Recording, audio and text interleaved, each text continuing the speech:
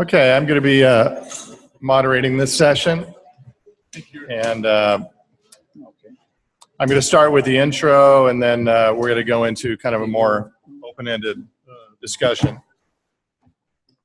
And of course, we will leave room for questions at the end.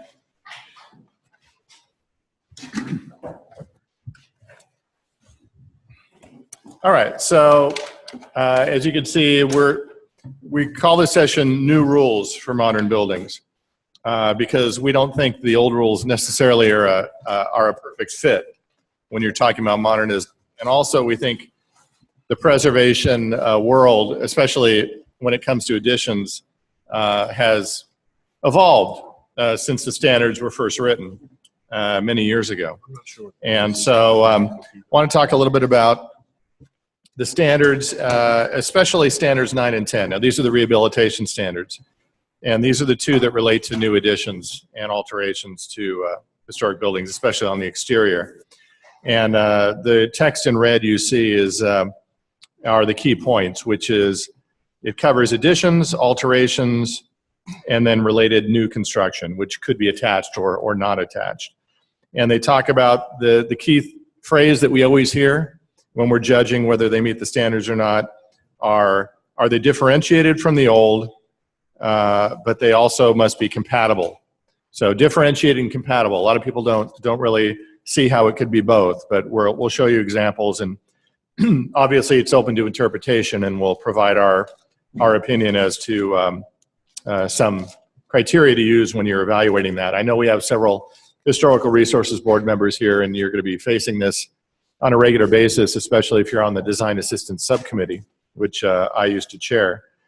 And standard number 10, it refers to new additions, and this is kind of what we call the reversibility standard, which is they're saying if the addition is removed in the future, the original building and its environment should be left unimpaired. So a lot of people think, well, this thing's never going to be removed, so why is this even important? And so we'll address that a little bit later. And at the end of this presentation, we're going to talk about maybe some new wording that National Park Service should consider to bring these standards a little up to date and a little more understandable and resolvable. So there is expanding upon the preservation briefs, well, we've had a recent update, and this is the cover of the new update for the standards. I've added a couple of slides since yesterday. This is the cover. You can get this online, download a copy. It basically takes the original standards for restoration, rehabilitation, preservation, and reconstruction, the 4 different treatments, and it expands, and yeah, we have a hard copy here. They actually took a kind of elaborated or expanded upon what was in the original standards. And there's some interesting terminology here, and I'm going to have to read it off the screen here. But the text in red is what I think is most interesting, because they actually refer to 3 different approaches to additions to historic buildings, which I don't believe I've ever seen this language previously. Again, this just came out this year. But they talk about it could be any architectural style, which I think is problematic. But it also says it could be a traditional, contemporary, or a simplified version of the historic building. So that whole idea of a simplified version of the historic building is something that I know at the local level, Wayne Donaldson and I have practiced to try to create a more seamless look, but at the same time making sure it's not creating a false sense of history, which I know is the National Park Service's criteria. And then they also talk about there should be a balance between the differentiation and compatibility. And that's something that I think has been missing, even in some of the examples that the National Park Service shows online, where they show, these glass box additions to a traditional building. And it's clearly differentiated, but is it compatible? I would argue a lot of the examples that they showed in previous years were not really very compatible. And then lastly, they talk about new additions and how, they should not be identical. They need to, but also they should not be in extreme contrast, which again goes back to the kind of the glass box addition. They say in the standards that or in the guidelines book, that additions should be of their own time. So if you're doing an addition in 2017, it should look like a 2017 building. But, you know, are you able to do that and at the same time make it compatible with the original architecture?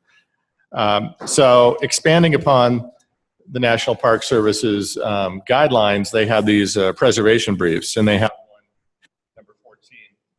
I'm cutting in and out here. They have number 14, which is about new exterior additions.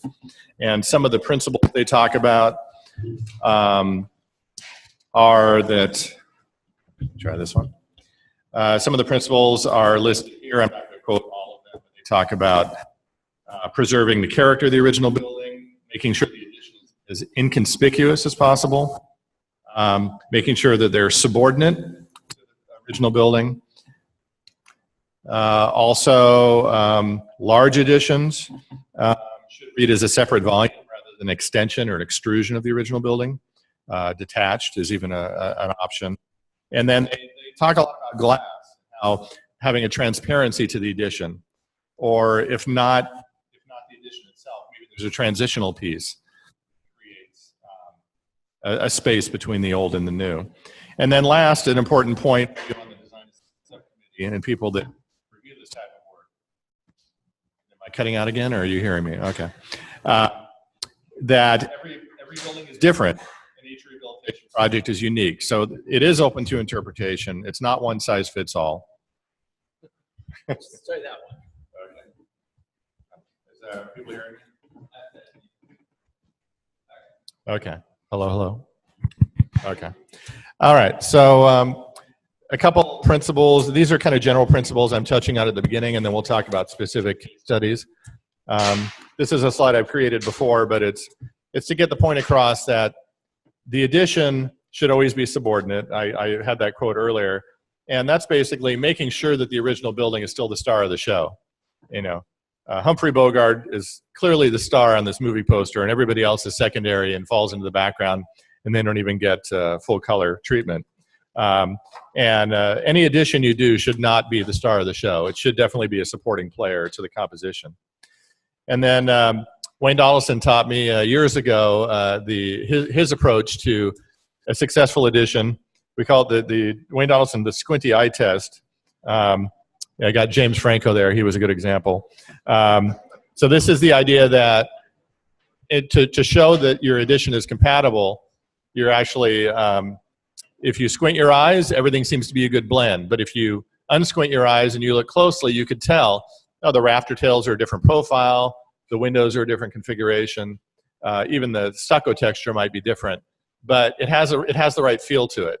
It's not something that is a jarring differentiation that has been the case in some examples we've seen in the past. So we're going to touch upon. Yeah, go ahead. I have squinty eyes. Yeah, well, that's where you got the. You don't look like James Franco. No, I don't. So we're going to touch on several different topics. And then give examples and discuss some projects. This first one is about, you know, we already had a touching on this a little bit, as some of the architects heard, if their buildings get modified, they want to be involved. But is the original architect always right? We occasionally in preservation come across architects, and we even heard it from Hal Sadler earlier. He'd love for the city administration complex to be demolished. He's not real happy with it. He thinks it was a compromise and it didn't turn out well, and it sounds like he would actually encourage it to be removed. Whereas some of us in the preservation community see some merits there, especially with the Civic Theater. But some questions that come up when you're talking about additions and what the original architect would do. I mean, has he changed philosophies later in his career?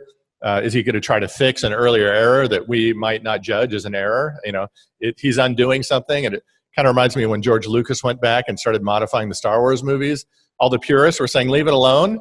You know, don't try to make it better. Don't try to change it. We don't care what you wanted to do. We only care about what you actually did." And the same is true with architecture. And so riffing on the original design, and also, you know, does he have a better idea now? Is he going to make it somehow better? By being involved. And when I was doing research for this presentation, I came across an interesting quote this is just from a couple years ago, in 2013.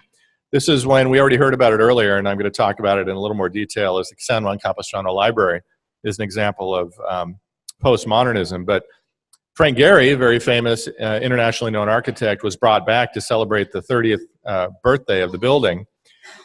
And he said he had heard about them designing a new bookstore. And he was pissed off that they didn't even call his office. And they said, well, we thought it would be too expensive to bring you back because he was so well known and so famous. And he told him I would have done it for free.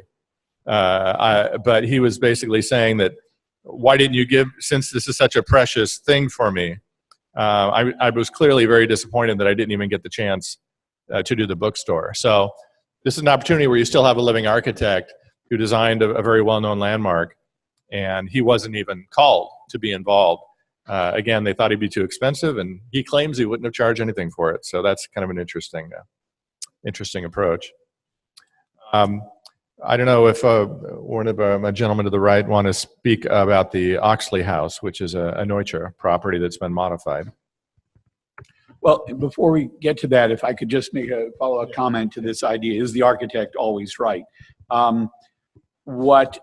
Probably not, but they should be listened to, especially the problem that I see in that issue is that often additions are made either to individual buildings or to plans, master plans for a complex, which do not understand or literally do not understand the original concept.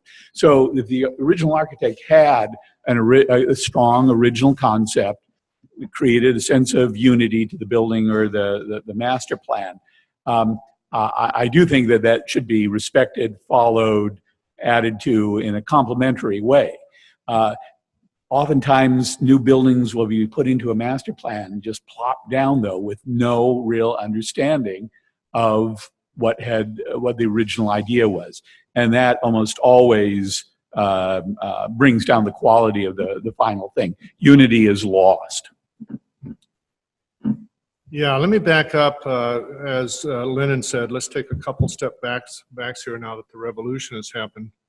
And first of all, those two treatments can only be used for rehabilitation as one of the treatments. The other three treatments don't comply to these two standards, whether it's preservation, restoration, or reconstruction, first of all.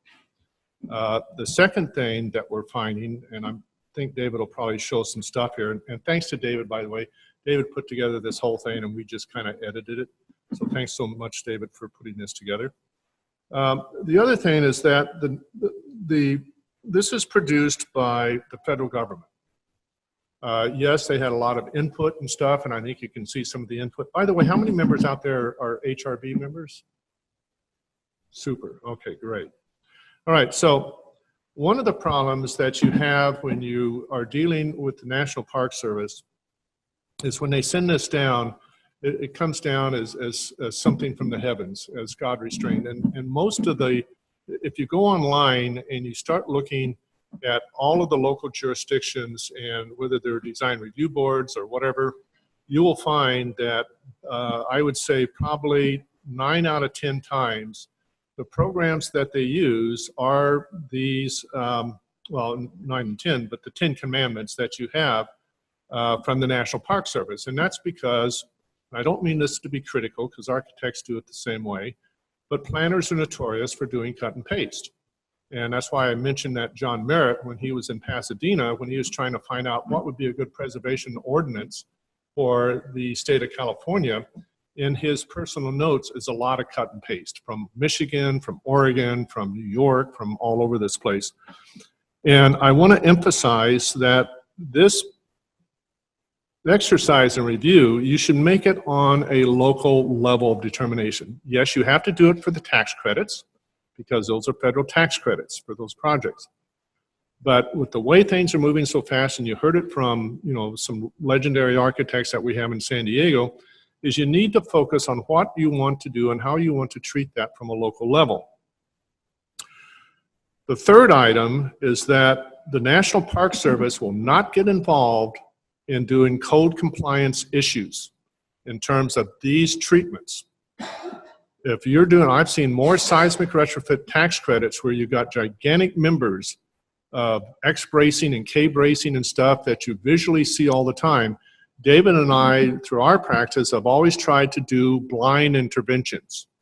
And we've always tried to make it to when you walk into the space, you do not know that it's seismically retrofitted or ADA compliance or anything else. The National Park Service, even with tax credits, will not touch that. So it really becomes then you folks at the local level that are making these decisions, whether you're on the committee or on the board itself, to make sure that you focus that. And it's always been a big problem.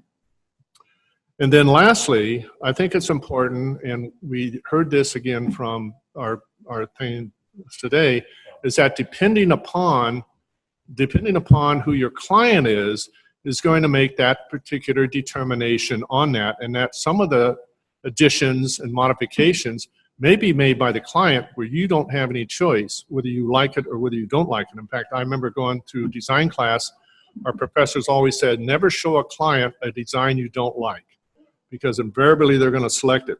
The case in point would be, for instance, Kaufman, the store owner at Falling Waters. He hired Frank Lloyd Wright because he felt that Frank Lloyd Wright would do the best job. He got fed up with Frank Lloyd Wright. So when he came to Palm Springs, he hired Neutra, again, another signature architect, to do the house, and he had a falling out with Neutra. So I think you have to understand that these particular architects that we're dealing with, at least in the mid-century modern and postmodern, these are artists in their own rights. And would you take, for instance, the Mona Lisa and say, I don't really like her smile, so I'm going to change that? And that would be okay because you have a federal regulation that says you can do that? I don't think so. So you need to determine at the level that you're doing a review what's proper and what's not proper. So I thought I'd just back up a little bit on that, David. All right, thank you. Now this example of the Oxley House, these are some slides that were added by Diane Kane, who was instrumental in making this conference happen. So again, thank you to Diane. She put together these slides of a house in La Jolla by Richard Neutra, the Oxley House, which has been heavily modified, unfortunately. It was not heavily modified by Neutra, but the outriggers that you saw in the previous photo were clipped off. The beam overhangs were removed. Some full-height glass walls were removed, and then they enclosed the carport as well. So I don't know if either of you have any insights in this particular building. In the early days. Okay. In the early days, yeah. Well, this is a case that it was a building that I don't believe was historically designated, and I don't know if it came through any, it was 1958.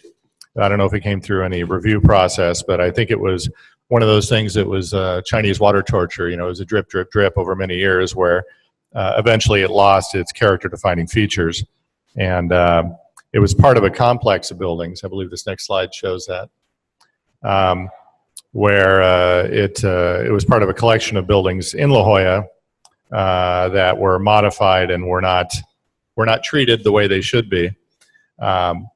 We do have a couple examples of other modernist homes that have been altered, and Wayne provided these examples because they show more of what we would call let's back up to the Oxley, because I think this is a good example. I'll just mention a couple other things. First of all, Neutra's outriggers, or spiny legs as you used to call them, never did work from day one, because what he did is he took a painted piece of steel and stuck it into the ground. He didn't put it up on a 6-inch or 12-inch stuff. He stuck it right into the ground. And then the connection that went into the house, instead of welding it, was always usually bolted in there. And it wasn't really structural. It was primarily just for looks to extend the profile. So they never really looked. So you can't really, I don't think you can fault the architect on that, because when it was installed, it looked cool and it worked probably for a long time. I don't know when Neutra passed away, I think 1970. So it worked fine. So I don't think you can fault him on that. It's just like faulting Frank Lloyd Wright for his leaky roofs on all of his buildings, all right? Because he was after certain things. So I wouldn't fault artists, all right? Especially artists that are experimenting with new forms and ideas and concepts and stuff like that. Now, if my memory reminds me, though, the Oxley was scheduled initially to be demolished because a new owner came in And he was from the Middle East, and he wanted to do a Spanish revival. Of course, coming to California, why not do a Spanish revival? Now, the nice thing about him, when he came to the HRB, in terms of doing this, we basically told him, you've got a real collection here, and you should go study this architect. And he did that. He went and he saw other Nitrous that have been in pretty good shape and everything else, and came back and then decided to try to restore it the best he could on that. So I would not get too hard and heavy because of loss of integrity, and that's another problem I have with the standards. How do you focus on integrity? I mean, look at you guys. Let's say you never went to the dentist in your life. How many teeth would be in your head right now? You know, how many hair products do you have? What colorization do you have in your hair right now that makes you look a lot better? Did you do a facelift, and how many times to where, oop, that guy had a facelift? So, I mean, you need to consider that some of these things, because of the designs and the uniqueness that they do, they didn't know they weren't meant to last. They just didn't last. And to bring them back and restore them the way they were captures that. In fact, I'd love to hear from Alan, because there's an argument underway now that if you're going to restore something, don't improve it. Put it in the same way that it was and let 30 years, let it rust, let the spiny legs rust out again. So people that are on the next generation can come back and maybe in a more academic style saying, well, what were those guys thinking of when they just restored it to the way it was, rather than improving that condition? Well, I think this goes to the heart of one of the reasons why buildings from the modern era are a bit different conceptually from buildings from earlier times. And that is because the modern movement was was born out of ideas and theories and ideals, many of which could not actually be realized, but the ideals remained there. So when you think about it, are you restoring a physical building of steel and glass and wood, or are you restoring an ideal, a concept? And oftentimes in many of the best modern buildings, it is a concept. A concept, one of those concepts is using mass-produced prefabricated materials which were expected to be replaced at some point. So the question of the integrity of the original materials is not as big an issue. Conceptually, it was supposed to be replaced. I'm also reminded of, and just an entirely other alternative in thinking about all of this, and I'm not necessarily advocating this, but I think we need to realize that there are no easy answers here, was John Lautner. John Lautner had on different occasions the opportunity to go back to one of his original buildings when the client, a new client usually, wanted to add to it, change it, whatever. And he was more than glad to take on those projects. But he never, ever would have thought about restoring the original materials, right, because he saw the house as an ideal, and he used the most current materials in order to achieve that idea. So he replaced aluminum frame windows, for example, with just simple butt jointed glass when that became feasible as material. Many other examples of that sort of thing. So there are people who would not even think about trying to restore an original concept to it because that wasn't important. It was an idea.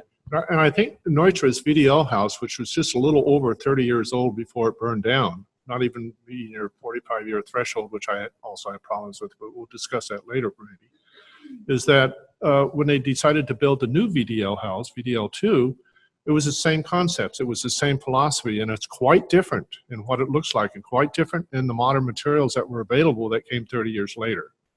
And yet it's still suffering from a lot of deterioration because the Cal Poly in Pomona just doesn't have the funds to restore it very much. So these are challenges, but I wouldn't hold those as faults because these are concepts and ideas of an American movement that Frank Lloyd Wright said is the only true American architecture that we have, was what was coming out of him, of course. But others at the time, before then, it was people that, like Irving Gill, that studied in Beaux-Arts, and we were doing basically stuff kind of in our own style, but we were doing stuff of old, you know, of old times and stuff like that. We're doing styles. Well, yeah, when you're dealing with something that's so tied to technology, such as the modernism movement, that when new technology comes along, the architects want to incorporate that technology. So, like with the VDL house, so much had changed between the original and when he reconstructed it that it was a completely different building. And it's kind of the George Lucas syndrome. You know, you want to take the latest special effects and incorporate them in your old movie. And so it's not the same anymore, but it seems to be, you know, in conflict with preservation. But it's understandable given the type of architecture. So just to conclude this particular section, we have a couple examples of some Eichler buildings that had more of what we would call a seamless addition. These are both in Palo Alto. This is one house, and next slide. Wayne, do you want to discuss a little bit about the idea of kind of a seamless addition? Yeah, and I think the concept, I was lucky to be SHPO when the Eichler districts came in. There's 2 large districts came in, large numbers. And the first thing that these guys said is they said that we're not preservationists, but what we want to do is preserve our lifestyle of living in Eichlers, because at that time, a person would come in and buy 3 lots in Palo Alto, demolish all 3 houses and build their maxi pads. You know, they're huge, humongous houses. So they wanted to have this, but one of the things that they said, which kind of goes after what David and Alan have been saying, is they wanted to know if they could take off later additions, because they did not like the later additions. One person said that living in an Eichler is like being naked, and they feel good walking through the house, not naked, but feeling this raw synergy of very simple things. So I think when people do seamless, well, first of all, to the professional, to the person that actually, whether you're an architectural historian or you're an architect or whatever, it is impossible with the best techniques you can is to add an addition that you cannot see from that level. Now, of course, the National Park Service is looking at it from the common man. Does that mean the common man can't tell the difference? Because first of all, you're not going to have the same craftspeople if you're doing a finish or a stucco or a swirl or sanding the wood or anything else. Yes, you may be able to tell if you're putting in plastic laminate and stuff like that, but usually you will always be able to tell where one fit and not. And this goes back to my squinty eye approach, I guess. And this is that or what David said is the main actor. You want to make sure that that addition does not distract so much from the original that it takes away, as Alan was saying, that attitude, that design, that feeling of experimentation and everything else, so that it reads right. Also, Eichlers are known to be small. So if you've got a 5,000-foot Eichler, somebody's going to say, well, what the heck is that all about? I showed in my presentation earlier one of the brand new Eichlers that's being built in Palm Springs. And I don't know, they are the original plans. But I do get kind of a creepy feeling when I'm in there, like, you know, nothing is really quite real, because it may just be my eye. I'm picky as an architect, but for example, the I-beams going across the ceiling, or not the I-beams, the wood beams going across the ceiling, were not the highest grade, not the same grade as Eichler had originally used. They had checks in them and so forth, and I said, you know, this is off. So what's important about the house? It is an Eichler plan. It is nice and open and spacious and clean lines and everything, but it's not an Eichler per se. And we're going to touch on the concept of constructing never built buildings in present day, and whether that's appropriate and whether that could be considered historic. But I want to jump to our next category, which is what we call successive expansions, which is basically one large building that's been expanded over time. And we already heard the LA County Museum as an example of expansions, but the example we're going to be using is up in La Jolla, which I know was touched on previously, but we've had several additions. We have the original, what was a house in 1915 by Irving Gill that was expanded in 1957 by Moser Drew. And then most recently in 1996 by Robert Venturi. These are all very accomplished architects, all with very different visions.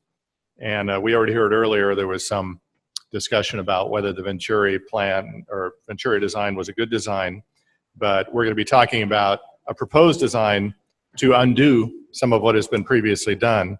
But I wanted my panel to come in and speak to these, how this building has expanded over time and how they've, maybe where you guys think it was faulted in some way or successful. You want to start out? You want me to? Go ahead. Okay. Well, I was lucky to work for Bob Moser. I guess lucky, yeah. Bob Moser and Roy Drew for 7 years, which was great. You kind of learn how to work with clients, and I think that's probably the most important. That both Bob and Roy wanted to make sure that you had the client's wishes, and that can sometimes be difficult. And it's difficult because I would say that Roy was probably the best, so he dealt with schools and everything else. Bob was the worst working with clients, so he did the homes. And because he could still work his magic on something of that scale, but when you're dealing with the school board and you got to bring it in to so many dollars per square foot, it gets difficult, but they still had that. So, and it's also difficult to take a house and turn it into this type of larger museum. I don't know if there's ever been a success, unless it's been a humongous house somewhere, that's happened. Now, of course, I wasn't working for Bob in 1957 because I was only 14 years old or something like that. So I wasn't working for him. But I can only tell you that when Venturi came on, Bob was furious. And we heard about it all the time. I mean, he was furious. Now, I wasn't working with Bob that time, but he would keep calling me up, and he was talking about, can we make it historic so Venturi can't do this? So, you know, I have kind of mixed emotions on it. I think what Bob did was not very flattering to Gill, and what Venturi did was not flattering to either one of them. But I don't know, when you're doing expansions like this, that's of this size, because this is the client's program, I don't know how successful you can be, because it certainly takes it from a small residence to a mega complex. And I'm not sure if that can be successful. But again, it's signature architects, very well known. It's name identification, it's not a style. And therefore, when you bring these guys on, you're going to have to be careful on what you do. And I'm going to talk later on what's happening in London and what US ICOMOS takes a look at some of these and changing the environments. But I'd like to hear a little bit from Alan. I mean, does it look like a Gill? I don't think so, but I don't know, maybe. Yeah, well, it's a theoretical building. It's a theory that's been put into an actual building, which is different, I think, than really appropriate architecture. And I have to admit, and I admire Venturi and Scott Brown tremendously. But for me, it does come back to the idea of an understanding of the locality that the building is in and the heritage that Gill did the original building about, and that Moser Drew did for the addition as well, which is, I think, is very much of its day, of its time. Again, different standards for additions and historic preservation and all of that. Just, I mean, we have to remember today, I don't know, we're just so much more sophisticated or complex or something about how we analyze all these things than we were back in, when was that done, in the 60s or the 50s? 50s, I think, right? I think it was 57. Yeah. So that's a completely different time. But it does, nonetheless, for the Moser Drew edition, in relationship specifically to the original Scripps House, was probably more successful, maybe more successful in terms of distinguishing between the two more directly and obviously. Again, I do feel that Moser Drew, as local architects, understood the environment more successfully than a very renowned, but still not a local California architect. And I see that influence all over. I often see an architect coming in from out of town who doesn't really quite understand the local conditions, local culture, etc. By the way, Bob Moser in 1957 was also doing the final publication in House Beautiful after Frank Lloyd Wright passed away. And he really admired Gill's work as well. So Bob had a real good feeling for these architects. In fact, I remember when I started to work for him back in the 72 or whenever it was, I said, I really like your designs. And he says, oh, we're just copying the good guys. We're just doing our own spin, but we're copying the good guys. And when you really look at Bob's work, as it goes over, it does change the styles a little bit, especially when it did the San Diego campus and stuff. I mean, you have, shades of different architectural styles. Since we're talking about this, David, maybe I can hear from both you two. Imagine that we had finished with the Panama, California Exposition, and we had good use buildings that were there. And then all of a sudden, you guys are sitting on a historic resources board, and then comes Richard Requa and wants to do the House of Hospitality. So he's got an addition that goes over the canyon, and he gets the building department, or he just says so, that it's unsafe and it must come down because he wanted to do the garden in Spain or whatever that he did. And then he says, we need to have a courtyard. So he rips a hole in the building, puts a courtyard, changes the stuff, fills some openings and stuff, and really modifies it. Now, would that work with the standards?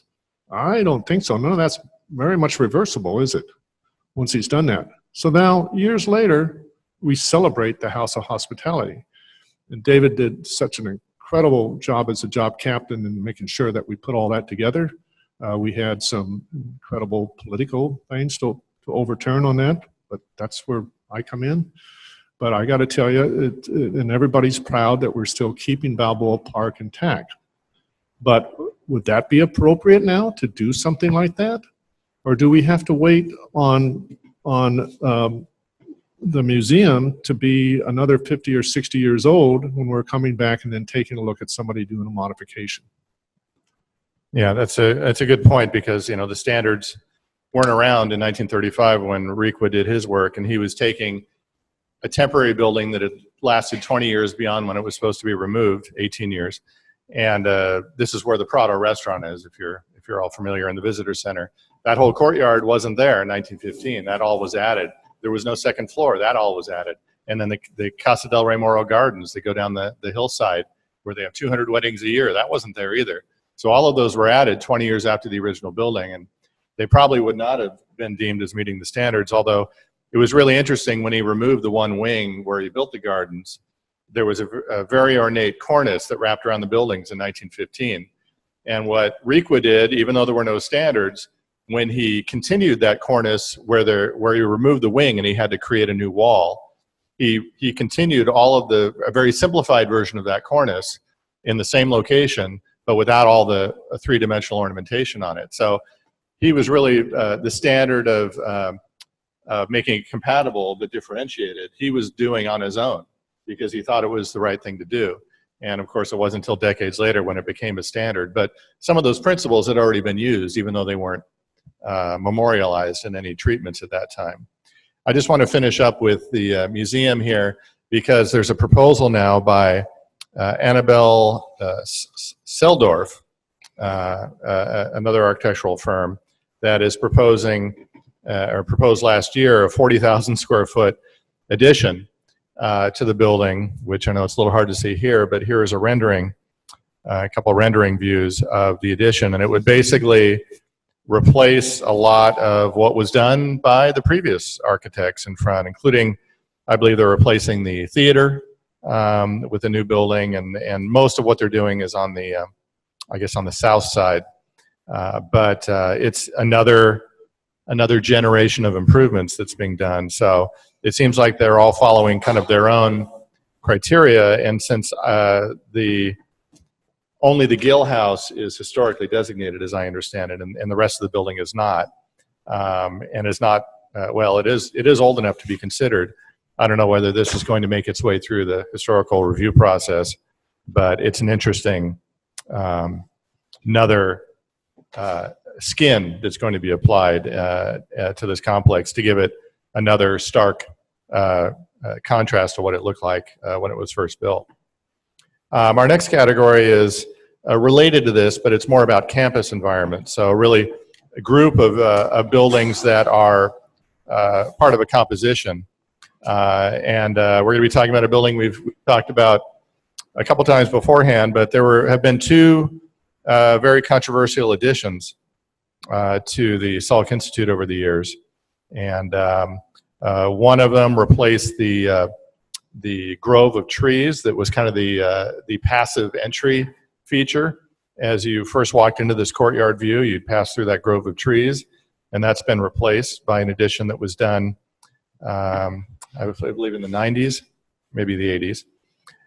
And then there was a second round of additions, which was done a little bit closer to the road, a little bit further back, had less of an impact, but there are proposals for additional buildings as well, which show up in this this view. You can see that it's kind of small here, but there's a new building. Here's the main original Salk building. Here was the first edition, and here was the second edition. And they're talking about a new little building down here, and buildings here and here, which thankfully are out of the view shed. If you're standing in the courtyard, you don't see them. But they will definitely have an impact on the composition. So I'll pass it down the line here if you guys want to comment on that. Okay. Well, this is the original tree grove that I mentioned.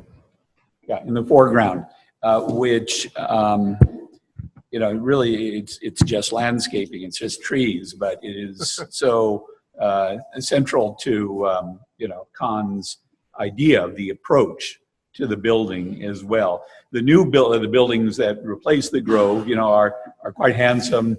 I would like to ask Anne Herrera about the quality of the concrete in those compared to the Salk. But nonetheless, they are, handsome, respectful of the original building in a way, except that they have completely changed this approach, the original concept of the architect, if that was important. And it does seem, I don't like to draw these lines, but when you do have somebody like Louis Kahn and what is considered one of his masterpieces as well, that's something that really needs to be very highly respected, I think. We're going to be talking a little bit later about additions to buildings underground as well, which is one solution to getting more space, to expanding and so forth. But I think something is lost in this. But, well, what can you say? Things are lost all the time, so. Well, this was a highly controversial thing, and it, I think, roused the, at least for the locals like us at that time, on what we actually had here.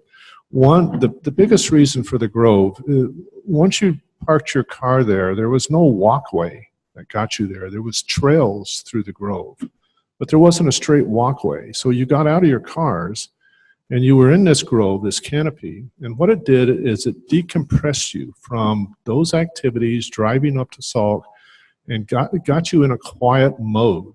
This is my own feeling, but got you into quiet mode, but I think it was the intent as well. And then when you came to those stairs and you came up and you saw that incredible landscaping looking out to the Pacific, which Berrigan did that has nothing there. And you heard the story from Vaughn Marie probably yesterday on that. I thought that feeling is totally gone. And all you're doing is you're walking through a campus rather than walking to a piece of art. Because now you're going by buildings that, yeah, they did a nice job on them, and they used a lot of the vocabulary and the materials and finishes and stuff, but it wasn't what you got there. And that was a deliberate attitude to make sure that that canopy decompressed you, so when you got there, it was a moment. And the perspective as you walked up those stairs changed so dramatically until you saw that sliver of the Pacific Ocean, and then actually got up on the top where the buildings had some stuff. And depending upon what time of day, not sunset and all this jazz, but what time of day, the buildings actually talk to you. They changed when you did that. But now you don't, because you're getting this other stuff that you're going through, and it diminishes it when you get there. And I think it was a travesty myself to see that. Yeah, there's pretty much universal disdain about the loss of that whole entry sequence. And by the way, Kahn's kid tried to get those buildings not built. When they had the National AIA Conference in Chicago, there was, I think, over 400 architects, big names, that signed petitions to not have this built. Even though you're dealing with another signature architect, I mean, so, but they decided to try it, but it was not going to go anywhere. The other example we have is right next door, and we will pick up our pace a little bit on this, but this is UCSD. And UCSD is a composition of, several different colleges, several different architectural themes, but quite a few significant architects, including Hal Sadler and Bob Moser, who we've spoken of, have buildings there. And there's quite a bit of attention to any new additions and new buildings that come onto the campus. But Wayne, I know you wanted to talk a little bit about UCSD. Yeah, we can go through these images pretty well. The wonderful thing I like about UCSD, and it's not the same for all University of California campuses, but it's sure a heck of a lot different from all of our state universities. All of our state universities, if you go to them, it's just a collection of hodgepodge of materials. And where I graduated, or you go out to state here, it's just a hodgepodge of stuff. And yeah, they have some circulations and everything else, but the unique thing about this particular campus is they decided you're going to use one material, and that's exposed concrete. And just by using that one material ties everything together, because then you can have signature architects. And it's nice also that it's a great collection of local San Diego architects. I can't remember all of them. There was a guy in La Jolla that was practicing, and his name escapes me, but he started the Dead Architects Society. And you had to be at least 50 years old, and you would meet out in one of the restaurants there, and somebody would just bring an issue. It was like a flash issue. And you bring the issue in, and then all people would talk about it and try to decide what we want to do. I came up with the logo, which was the skull with the cross of the T, which was our earlier thing, which was kind of fun. And the skull had a green visor on it. So for you folks that are maybe not too old, you probably don't get the gist of that. But the nice thing I like about the campus is that even you have today's stuff, it's very modern architecture, but you have a lot of concrete that's still there as part of the core. And you can really feel for it. And the nice thing is that they don't have a particular design style that you have to do. So when you're looking at a Moser building or a Sattler building or any of the other buildings, Frank Hope did some, if you're looking at any of those buildings, they're period, and they're kind of architecture period that's there. So I really think we got a gem up here, but campuses do change, and I'm not sure how you preserve them. I don't even know if you could make the entire campus a historic district. I think that the regents would just shoot you, as you're going up and giving your testimony, but because they don't want that kind of stuff. They want to be able to demolish and rebuild and all of that. But I got to tell you, this one at San Diego is unique. And we almost had an architectural school there. We were that close to getting an architectural school there, and again, it was turned down. So I'm not sure what it takes for advocacy on this. But I think we have a real gem, and again, it's just the use of. That's it. Yeah, it's a really interesting case study of there could be a wide variety of architects and styles, but the one unifying element being the concrete. I do want to move on to our next category, which is one that Wayne touched on briefly before, which is the approach to when you're doing additions to historic buildings, utilizing subterranean additions. And the most famous example of that is I.M. Pei's addition to the Louvre in 1989, which was very controversial at the time, especially when it was just a concept. But you could see how large of a complex the Louvre building really is. And that whole internal courtyard was a parking lot. Not originally, but at the time the I.M. Pei was doing his project. So they were removing cars out of that and creating a new plaza and landscape area. But his solution, of course, was the famous pyramid. And again, he did not follow the standards, being that this was in Paris, but it was using a very differentiated, clearly differentiated from the original. Nobody's going to confuse that as an original piece of the building. And also the use of glass to make it as transparent as possible. And frankly, it's quite a distance away from the building. And even though you see it in the foreground, it doesn't detract from or block views of the building as you walk around. He didn't remove any part of the facade to build this.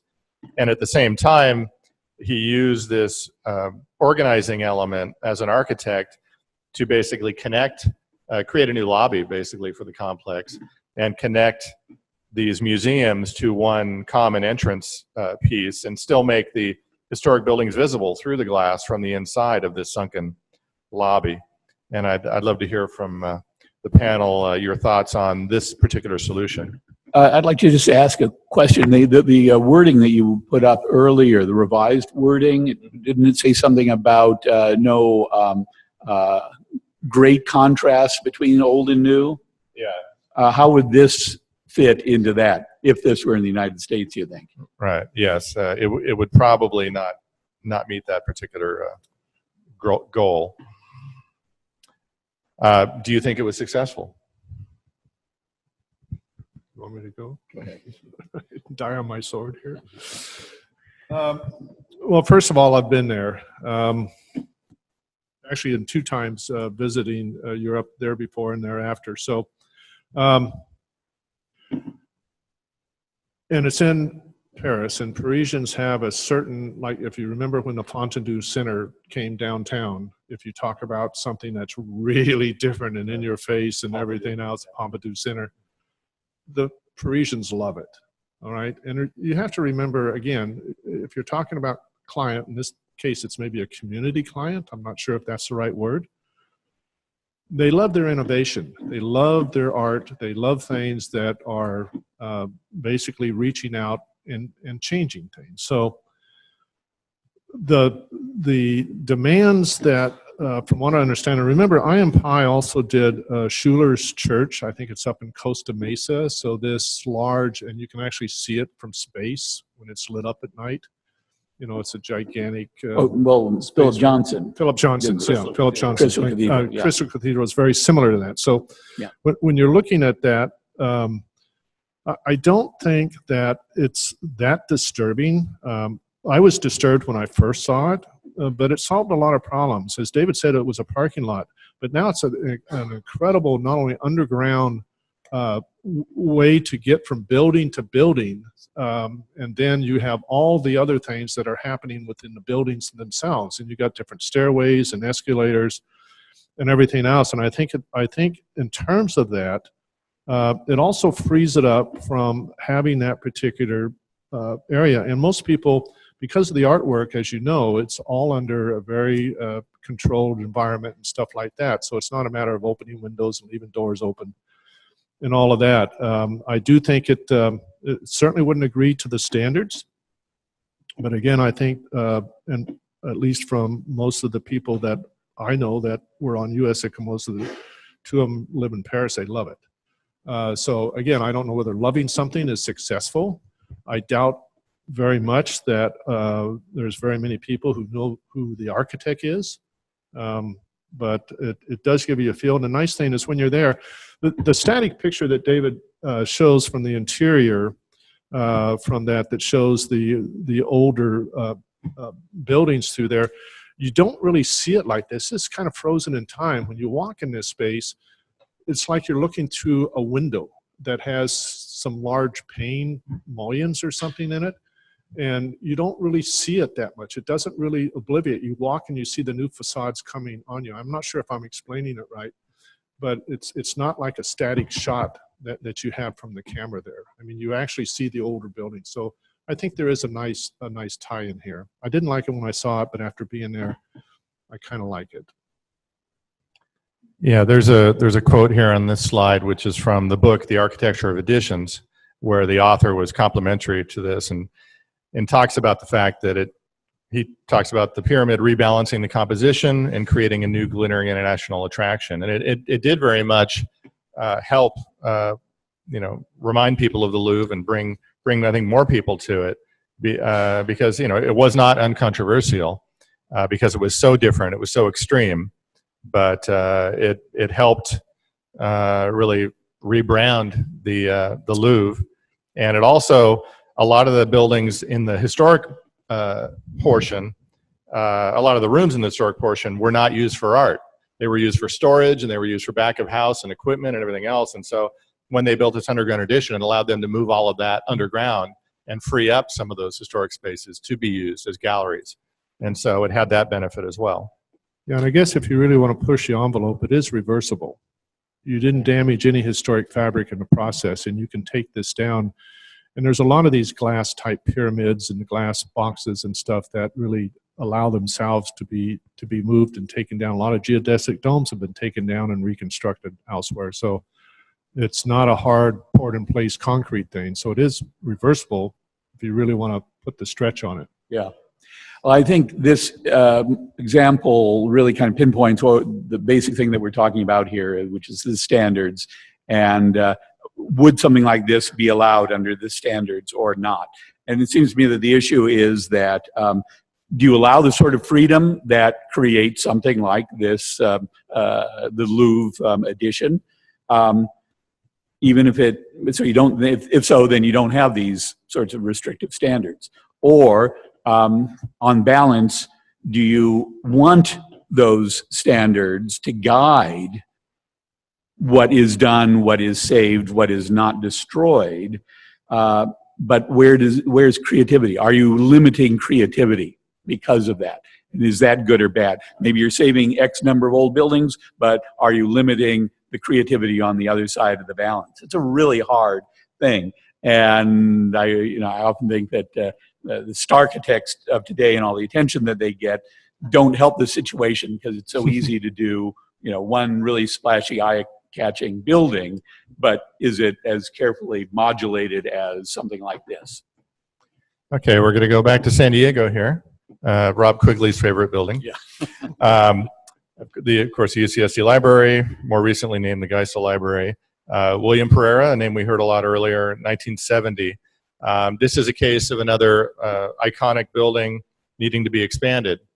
And this is an original kind of sectional view showing the relationship and how the building had basically a pretty monolithic concrete base that was the platform. I remember back when I was a student taking my structural engineering classes at Cal Poly, my instructor, Richard Chilinsky, put an image up of this on the board and was saying, and I was excited because, hey, it's showing a San Diego building, but his thing is saying, when we get the big earthquake in Southern California, this thing's going to be on its side. He said it breaks every single rule. It's top heavy.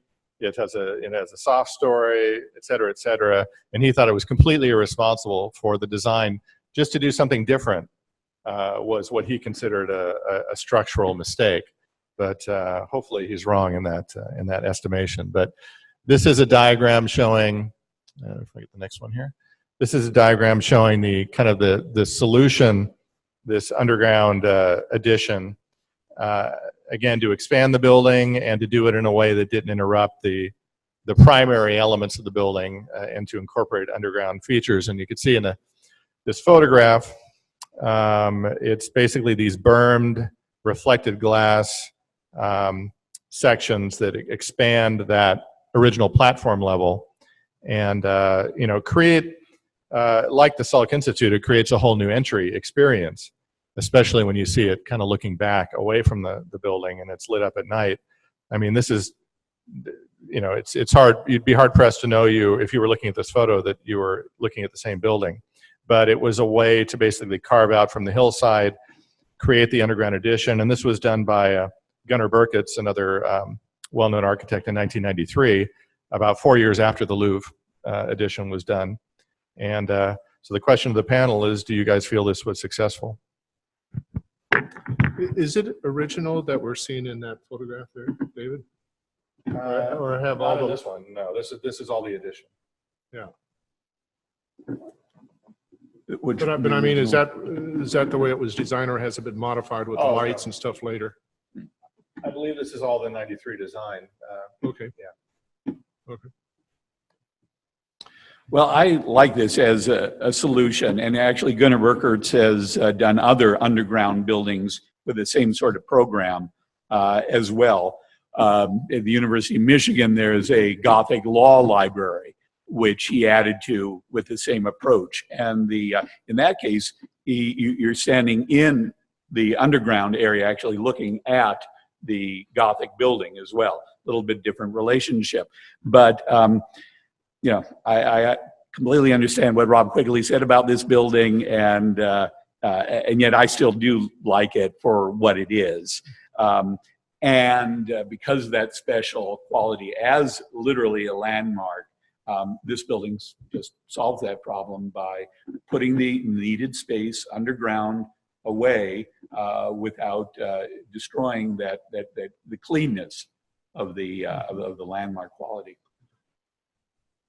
Yeah, I agree with Alan on this. I think one of the points when you're looking at these particular, you know, sort of mid-century modern structural expressions, especially roofs and structure and everything like this, is it's really important to view these almost as a silhouette. And as long as you're not going to disturb the silhouette. I remember Mel Green, a structural engineer, saying that, you know, when you're looking at bridges and you have to seismically retrofit them and everything else, it's really the silhouette of the bridge that captures the essence of this, that exposes the structure and everything else. So I think the underground entry on this, it doesn't really disturb that silhouette of this building, and it still maintains that integrity. So I'm in Alan's camp with this. Yeah, and I tend to agree because, going backwards here. I think the real test of something like this is to compare photographs when it was first built to photographs today. And this is a photo I took 2 years ago. And from this perspective, you don't even know there's an addition. It still shows all of the original components as undisturbed. It shows the eucalyptus groves in the background, the lawn areas, the landscaping. Depending upon your view, you may not even know there's an addition at all. So given all of the potential bad solutions that could have been done in this location, I think this is probably the best that could have been. Yeah, and I wouldn't get excited when you get inside. I mean, these feelings and displays and lights and all, they're going to change over time depending on what people want to do. It's maintaining that original integrity. Besides, there's a great space movie. I can't remember what was made there. Was that with Woody Allen, or what was that? No, it wasn't Sleeper. Inception had a model of this library. Oh, they did. Okay. Yeah. So. And they blew it up also. Oh yeah. Okay. Okay. Well, our last example of a subterranean addition is one Wayne suggested, and may have been involved in the review of this project. I'm not sure, but this is at the Capitol building in D.C. Yeah, actually, the Advisory Council on Historic Preservation, this would be a Section 106 deal. This is when federal funds or federal resources, or they're doing permits involved. So yeah, we got a review of that. However, we're very lucky because on our council, Steve Ayers, who is the architect of the Capitol, sits on our council. So that's kind of cool. So you kind of have the main person. I think if you look, if you go back, well, first of all, where's your pointer? Top button. Okay. This right here is the back of the White House. This right here is the Capitol Mall. So the front of the White House is here, and then of course you have the two wings for the Senate and the House of Representatives. So I think it's important to note that this is really kind of the backyard of it as well. And you have the archives building and some other stuff, but This is really the backyard. So the concept was, and also for ADA, is they needed lots of space. They needed a theater, a large theater space. They needed other offices down there. They needed a display. They needed a place to start people on, because tours are given to the Capitol, all that. So I can't remember how many thousands of square feet, but it was quite a big addition. So this right here is you come down the ramps and you enter in through this area here. And once you're inside, then this is all enclosed. But those two ponds that are there, the light ponds, is actually a skylight. Yeah. Go ahead, 2 slides. Oh, okay. Oh, okay. There. So when you're inside, which is kind of cool, it's covered with water, but you can see the dome of the Capitol through this water feature that's actually a skylight. It allows a lot of natural light, the water tracery when the wind blows on there, which is really great. But you can see how large this was when it was done. All of the fixtures and everything else are not copies of everything else that's there. The only thing that's different, like most of the buildings in DC, it's marble because they're looking for durability. So it's the same white marble that's used in the Capitol. But I think it's wonderful. And they also changed the statutes and stuff down there that they can't do in the rotunda. The ones that are in the rotunda that are replaced by Congress, they stay until they're removed by Congress. So it allows then the architect of the Capitol to bring in stuff, sort of a moving type of exhibit all the time and display stuff. Hawaii had a great exhibit down there and some of the statues of its kings and all that when I was there the last time. So I think it's a great thing, and you can't tell it. When you're walking around the grounds on the top, you actually have to come over to the stairs and go down the stairs, and then it's subterranean. So the roads and everything else, when you're driving by, you cannot see this entryway. Okay, we're going to jump ahead, and we're going to pick up our pace here. We got a lot to cover.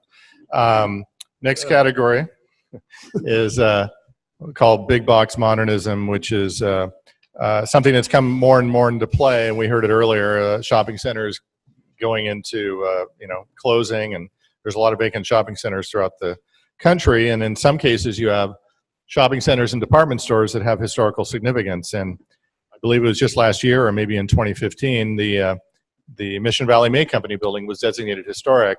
My office, Heritage Architecture, wrote the nomination for it. The client didn't want it designated, but they knew they needed a nomination. It was requested by staff, and we determined that it was designed by this group of master architects here. Deems Lewis, A.C. Martin, and Frank Hope were all involved in the design of the building, and it was very much intact. It had some alterations at the ground level, but for the most part, it was all still there. And it incorporated this great little zigzag restaurant addition, and then it had what many department stores had in buildings of that era, especially ones that don't require windows, is they had this one of a kind. This one had kind of a honeycomb precast facade panel system that was the character defining feature. And so right now it's not going to be at Macy's for very much longer. In fact, I'm not sure if it is now, but they're looking to repurpose it and to maybe put in some kind of a fitness facility, gym, maybe break it down into smaller shops. And they want to, of course, carve some windows out of it because everybody likes daylight, and there's no reason to have a black box department store anymore. So the question is, how can you modify this and still keep that integrity? And I understand, I haven't seen it yet, but I understand they've already gone through design assistance with a extension to the building, which is basically circulation, elevator and stair core on the exterior, which I believe was rejected when it was first submitted, and they're now involved in some redesign. But it's definitely a unique type of building to modify, especially when you have a large windowless decorated box. And I don't know if either of you have seen examples of these types of old department stores that have been repurposed. Well, one example, and I should have put in a picture in my presentation earlier, I mentioned Bullock's in Pasadena by Wordman and Beckett from 1947, a real landmark building. And I mean, just in terms of the importance and the development of shopping centers, as well as being by very good architects. But it was added onto it. It had, of course, a lot of parking lot. And that parking lot has been used for new structures, new retail, new purposes, plazas, etc. Except it isn't very well done. And it does not relate to the original building. I mean, these old, many, not all, but many of these older shopping centers were very well done. They do have, like this one does, you know, some strong modern elements, a zigzag roof and this honeycomb pattern and so forth. So there are elements to play off of. And I think this is an example where we really need to explore more adaptive reuse and how to add on to a strong original building, but in a way that honors it, that makes it usable into the future. So. Okay. Again, this is a 1961 building, and it's one that's in the process. I tried to get images from the owners for what they're proposing, and they did not want to share them yet because they're still in process. But it's something that we're going to be seeing probably more and more of as things go on. But I know a lot of people locally were surprised when this building was historically designated, because most people didn't associate old department stores, especially from the 60s, as being even potentially historic. But this one clearly is. You don't see buildings like this anymore, and that's really part of the reason why it was deemed historic. Next category we have is sustainability issues, and our example here is the Carrillo National Monument Visitor Center, and I know Wayne wants to speak to this, focused primarily on the landscape and the drought tolerant versus what was originally designed. So Wayne, you want to discuss this? Sure. National Park Service came out with a publication called Mission 66 a few years back, maybe 4 or 5 years ago, and it was a study of where in 1966 most of the national parks were going at that time. And they were looking at trying to entice visitors to come to that. So they were designing complexes like this one up on the hill in Point Loma that would actually remind you of a shopping center, an exterior open shopping center. And it would have all of the landscaping that you would normally have in that, which would be full trees and planters and everything else, so that as you're coming in, they have benches where you could sit in the shade and talk about stuff. They had meeting rooms and everything else. So this Mission 66 was really important, and it went everywhere. It went to Yosemite. It just was everywhere. Well, a few years, and part of this context study was because the National Park Service is now going to xeriscape, low water maintenance. They're also saying that a lot of these plants that were brought in during this period are invasive. They're not historic to the area, so they're all going to come out. Now, what happens, though, is that as the plants come out and the xeriscapes go in, like Bon Marie was saying yesterday, there's not a clear conscience to come up with plants that emulate, the canopies and the things that were there. So now you're getting a very different feel to where the landscape was integral with the design and on this that you don't have. And what you're ending up with then is benches that you can't sit on because, well, not in San Diego necessarily, but where it gets too hot, you don't have the shade quality, you don't have the entrance to the things. It's now just kind of like a deserted, like all the plants died, rather than bringing that in. And I think that's is that going to bring us into our next discussion where we're talking about like LEED design and all that, or does that come later, David? Well, we're not going to be touching too much on that. So if you want to talk about LEED, okay. You So can do it here. Well, I guess the thing is that and I sort of mentioned that this morning or this afternoon with a question, as we go from styles, from periods and stuff, and that's kind of our architecture image. There's a list of formula. There's a list of parts and pieces that you put together, whether you're doing Spanish Revival or anything else.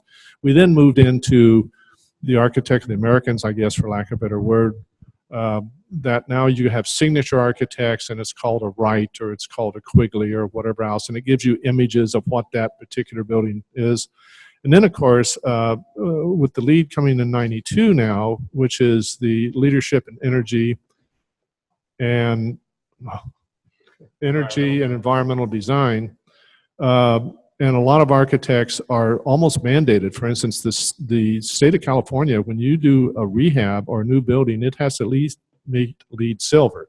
So when you're looking at these LEED buildings, you have no idea what the architect is unless there's some magic, Chinese or Cherokee red stamp square on it somewhere. You have no idea who the architect is, and there is a big balance on that. My attitude is when you're doing rehabilitation and trying to follow these 9 and 10 as our criteria, is that you should do your best to make them more energy efficient. If you have a chance to put more insulation in the ceiling that doesn't exist up there, if you can do low water toilets, if you're not ripping out originals. So you try to do your best in terms of saving as much energy. The nice thing about the State Historic Building Code is that it allows you different alternatives in this. You don't necessarily have to follow the energy requirements. You don't have to have double switching on lights, special bulbs and all that.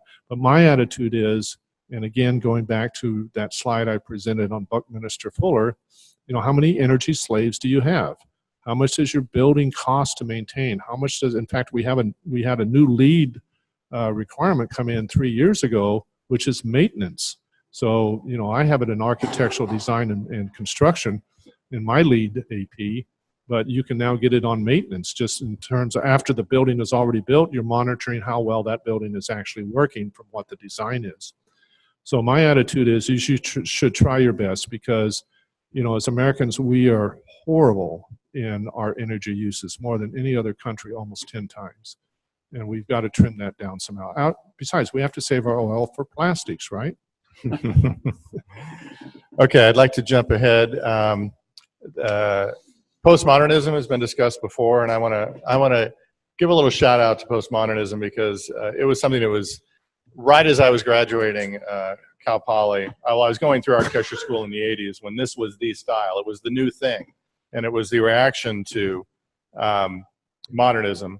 And this is one of the first that I really remember seeing, which is Charles Moore's Plaza d'Italia in New Orleans, which is, what attracted me to it was different, it was colorful, it was fun. I mean, architecture could be so dry, so boring, so serious, and this was architects having fun.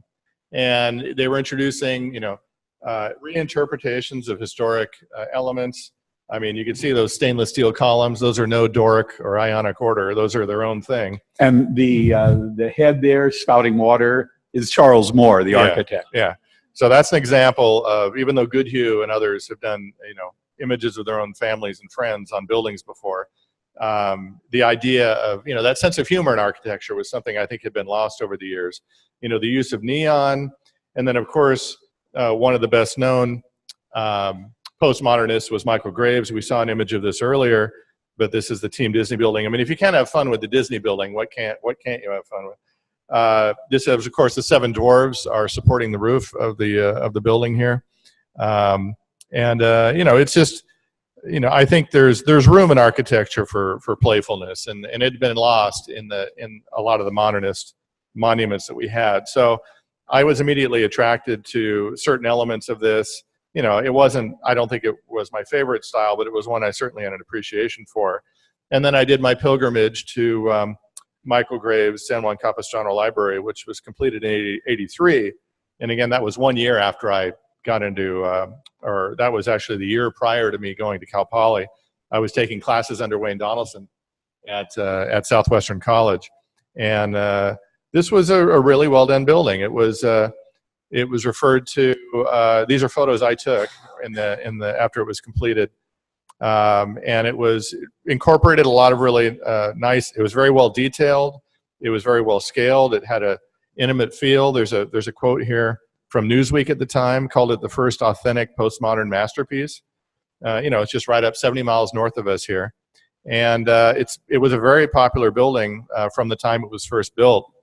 And it also had this architecture critic just a couple years ago talked about, at 30 years old, that he still felt it feels intimate, it feels cozy. It's like what he called a well-worn armchair. I think Graves was much more successful at his smaller buildings than his larger buildings, in my view. But it's a style that I think has been, not very well appreciated. And of course, one of the best examples of postmodernism in the country is John Jurdy's Horton Plaza in 1985. And this was basically, the criticisms of this project are that it was very internalized. It created a new street in the middle and walled off the city around it, which was all very true.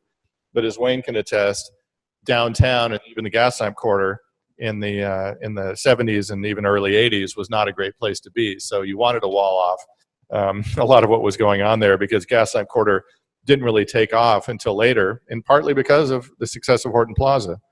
And so you have this kind of very interesting overlap of styles and mixture. And I had to throw this picture in there. This is me at 21 years old, taking my photos of Horton Plaza in my short shorts. But it was, as an architecture student, there was a lot of exciting stuff to look at. It was something that we had never seen before, and it was something that was again colorful. Everywhere you looked, there was a surprise. There was something unique going on. Again, these are photos I took at the time. These are the original color scheme, which has been altered a few times over the years, but this is 1985. And I'd love to hear from the panel your feelings of Horton Plaza, and whether you think that as this is approaching its 45 years, whether this is something that's worth saving. There you go. Well, first of all, David,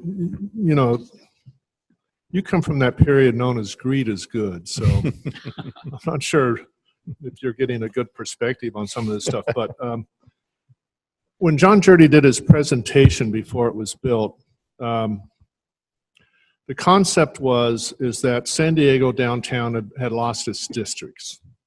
In other words, we lost our district, our food district, we lost our clothing district, we lost these districts. And for you folks that, well, most of you haven't been around that long, but it was pretty vibrant down there before it became the Gaslamp Quarter and all that.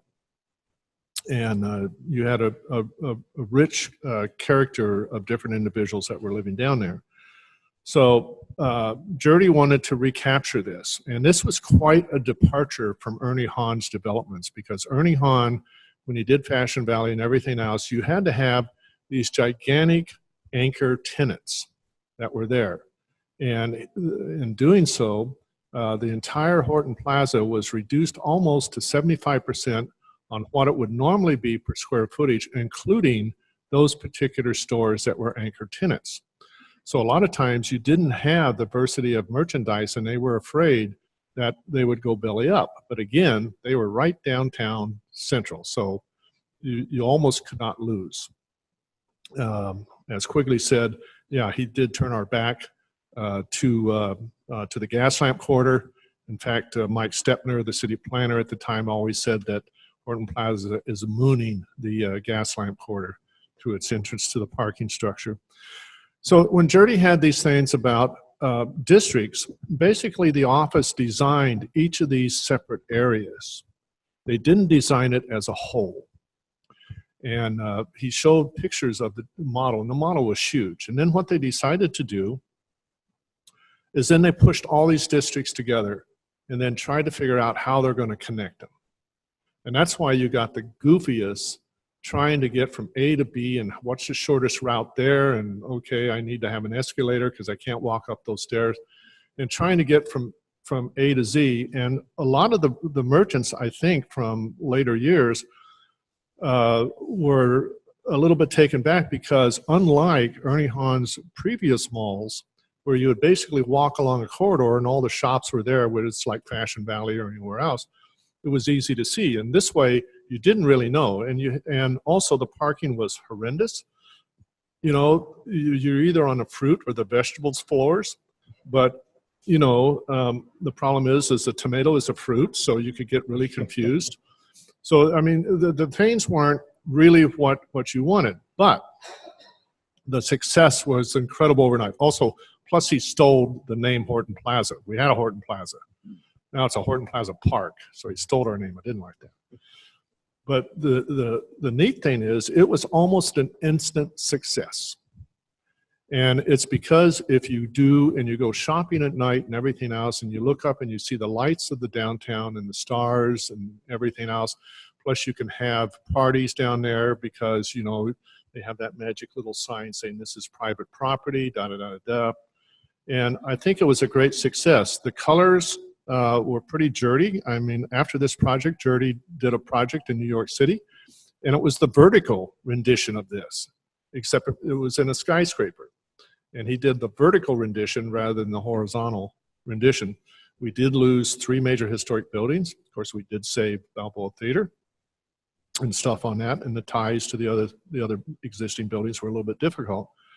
But I think in the long run, San Diego at this period in time, and again, this is the client of San Diego, really, needed something like this. Now, we almost lost what's known as Gaslamp Plaza because Ernie Hahn was going to move into that area and also build that. He was actually going to go over to Fifth Avenue. And there was a loud cry. It was made a historic district, so he didn't have much choice and then to back off of that and deal with it. And that's where this whole thing shrunk down in terms of the economics, whether it would really work. But Ernie Hahn, being a great philanthropist, then helped build and remodel theaters downtown, helped move the Horton Grand Hotel. So he was really a good downtowner in terms of making this work. I'll finish, but I don't know where the future is going with this. I know it's a heavy maintenance complex. I don't know how many times they painted it. I don't know whether you have to paint the same colors. They did not paint the same colors when they painted it the next time. And I'm always, you know, worried about that because I understand that Jurdy personally worked with the colorists on this in terms of mood because part of the colors represented the districts. And I never got that quite that design tie. So I'm not sure where the future, but I think it's here to last. Although shopping centers like sports arenas and everything else, they normally have a 40 to 45 year life to where you got to tear them down and redo them, or you got to do a massive makeover. And you know what they did out to Fashion Valley, of course, is they did a heavy makeover and it works pretty well. I mean, it's a fun place to be in than what it was before. So these open type of shopping centers, shopping center malls, or whatever you want to describe them, are tricky, and I'm not sure where the future is going to be for this. You're on prime real estate land right now, and the thing's only 3 stories tall, or 4 stories. I want to point out that the image on the right is Claudia's Cinnamon Rolls, which was one of the original tenants.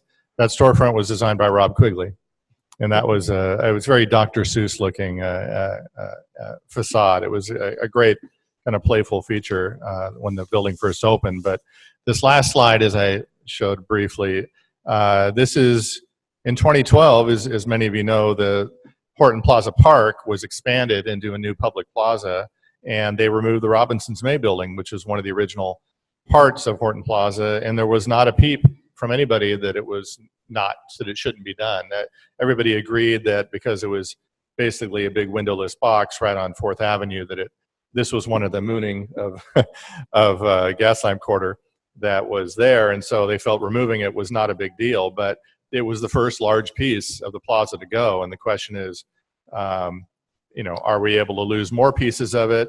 Is that a good thing? Is that a bad thing? Does this represent a certain period of architectural history that needs to be preserved, or is it a bad memory that we should just be rid of? I'd just like to add that it sounds like Horton Plaza was a victim of its own success. It came in, and the retail industry does often need these jolting shocks. The original Northland Shopping Center by Gruen in '54 was completely against what everybody else was expecting to do. Horton Plaza as well, to revive downtown, was completely against what, you know, anybody expected at that time. But it generated a revival that then in return kind of bit it back and made it not as successful. One of the nice things about the Horton Plaza is that Ernie Hahn came to us in the gas lamp corridor because we were struggling. And he said, and by the way, Ernie Hahn also had Jerry Trimble, who was in Pasadena. They did the same thing in terms of closing that street and building that shopping center. And he brought Jerry Trimble down here to run the Central City Development Corporation. And Jerry ran it very well with Ernie at the helm, I think.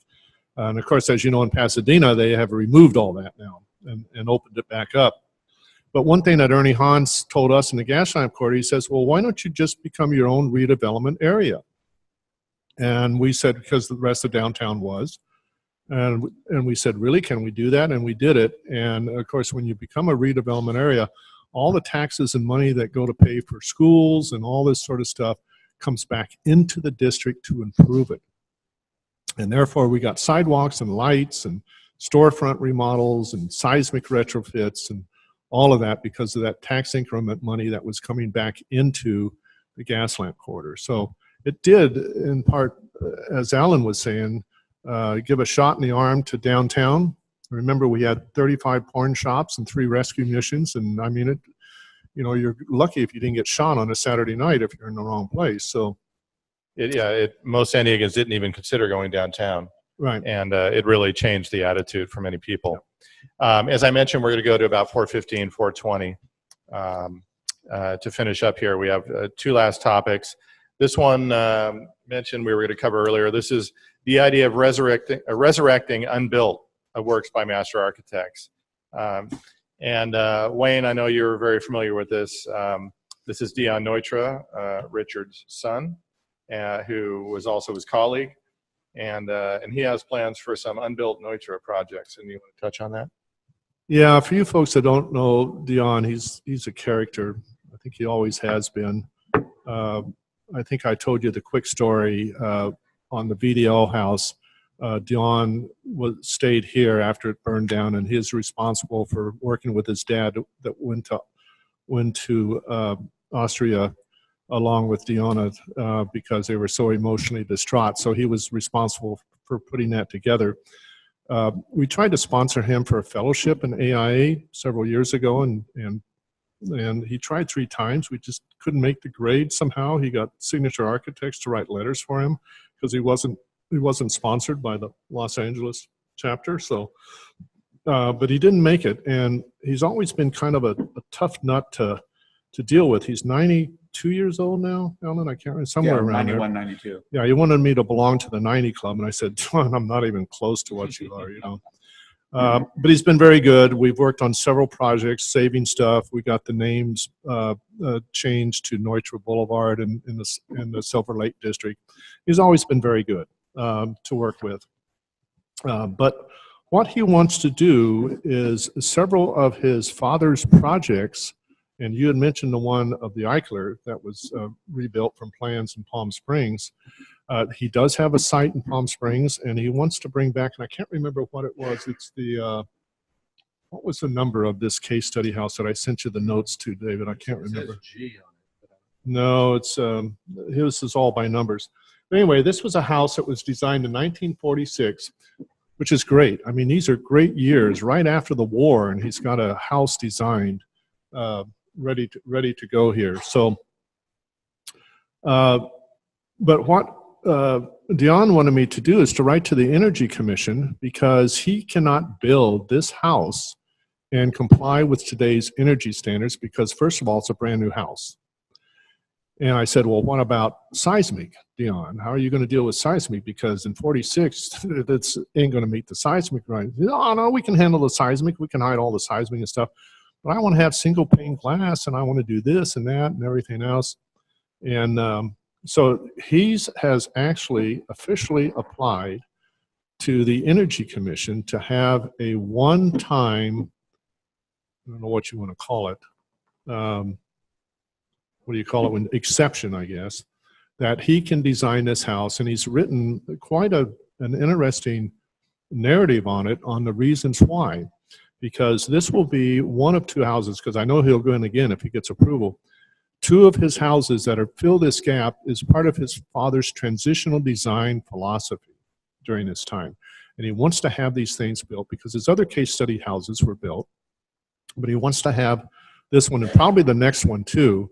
He wants to have these built so that it shows his fathers in true life. And as we always say in preservation, there's nothing worse than having a rock with a plaque on it that says, and 50 years ago, this thing used to sit here, and you look out there and it's a May Company, modern May Company or something. So I'm just thinking that I don't know how to deal with him on this. I told him if he goes actually through the building code, that he can probably get pretty doggone close to this. He may have to use thermal glass and stuff like that, but he can probably get doggone close to it.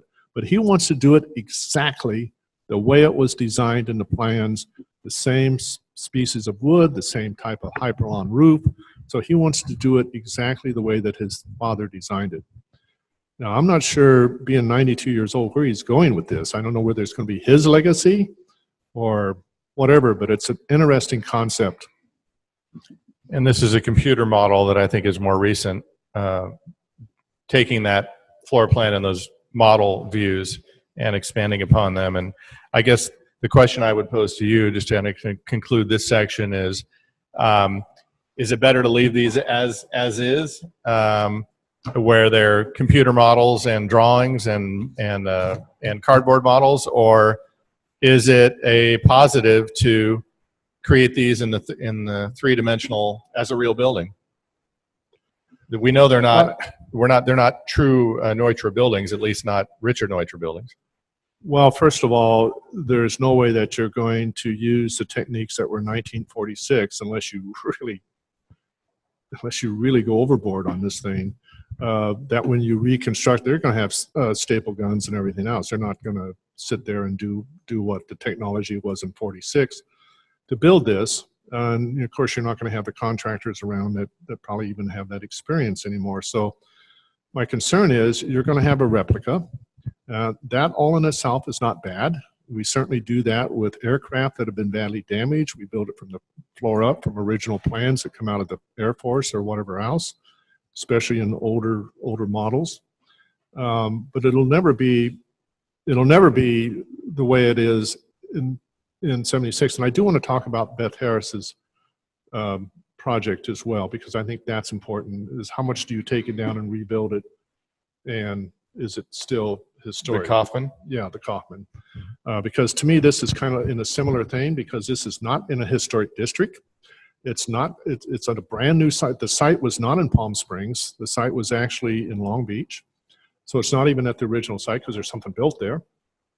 So I don't know. It's like building little replicas. But I told him if he actually gets permission to do this, I'm not sure where that leads for. Well, I'm not sure where it leads for the future. What are you actually doing? Although we've built lots of replicas. Remember when Andrews blew through and blew things down, they rebuilt and had replicas and created historic districts because they wanted to capture their heritage back again. And we did not have reconstruction again as one of the treatments for historic properties until after Andrews blew through in 92 and 94. They had reconstruction. But this wouldn't be reconstruction since they were never constructed to begin with. I know. This would be. It's a replica. I don't know what it is. It's a brand new house that looks, that's from old plans. And there's nothing wrong with that. Yeah. Really, there's nothing wrong with that. Yeah. But I'm not sure what the end message is or what you're trying to sell. Although John told me that the end message is this was a case study house, and he wants to have a living, three-dimensional house that's built so that you can go to one house and see his case study and see this one and then see the other one. So it's an educational tool, I suppose, in his eyes. Or is he leaving a legacy from his dad so that people will then see the house? I'm sure in 50 years from now, it'll probably be nominated. I'm sure it will. Well, sure. Dion's doing it. I mean, he's an architect in his own right. Okay, well, last category here is what I call adaptive reuse challenges. And one of the buildings it was touched on earlier, and it's been in the news of late. Unfortunately, almost every person who wants to grab this, the Qualcomm Stadium site, wants to clear it. And here we have, this is the original cover sheet from Frank Hope's drawing set, which I love this graphic. It shows the simplicity of the design and the original horseshoe shape. It shows the circular ramps spaced evenly with the escalators.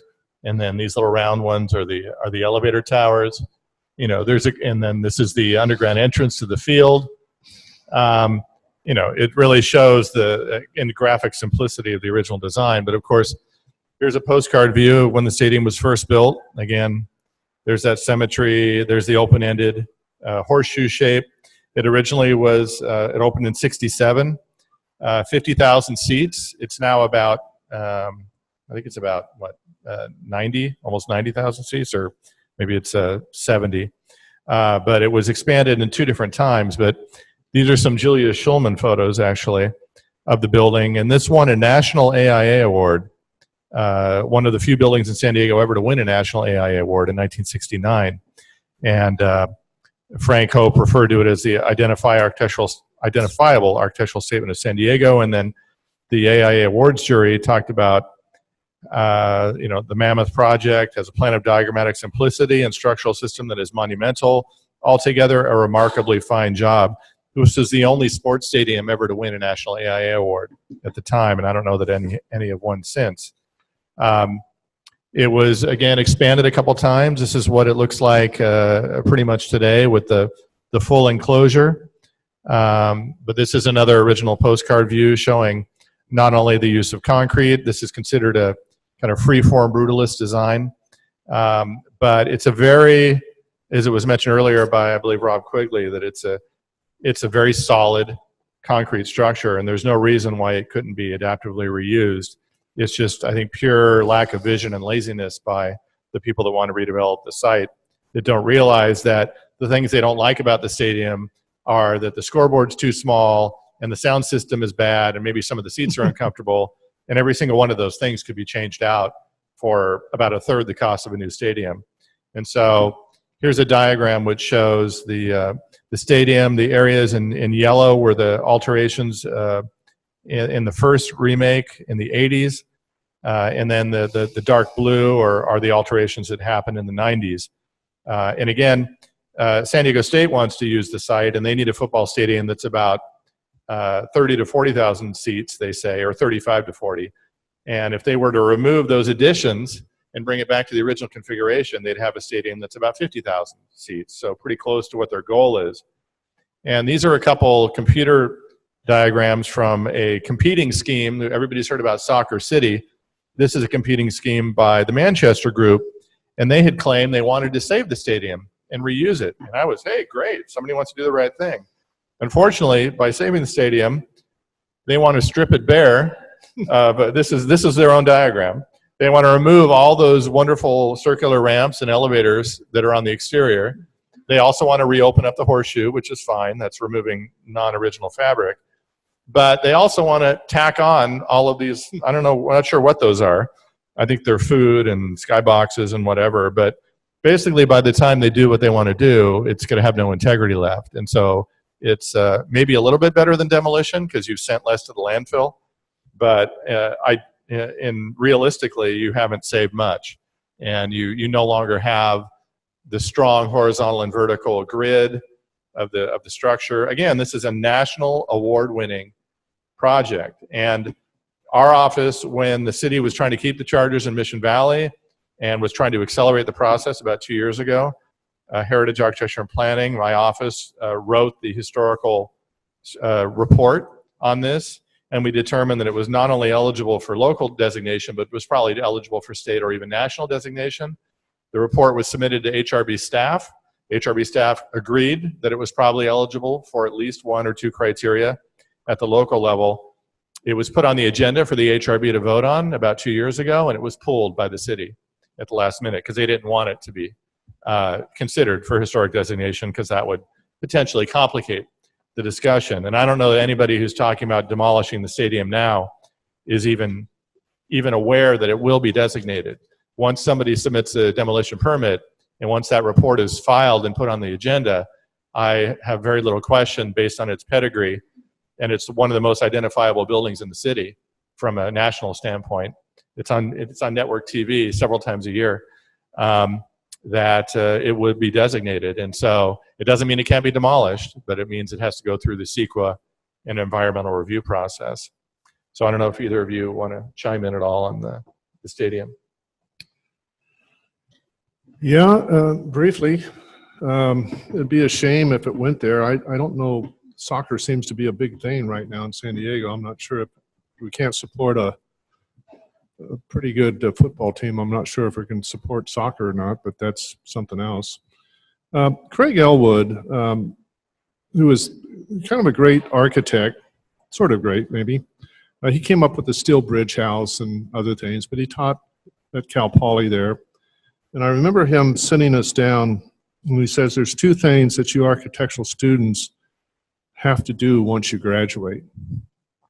One is to marry somebody that's very rich, so that you, although a lot of us were married, but marry somebody very rich so you can practice your own architecture.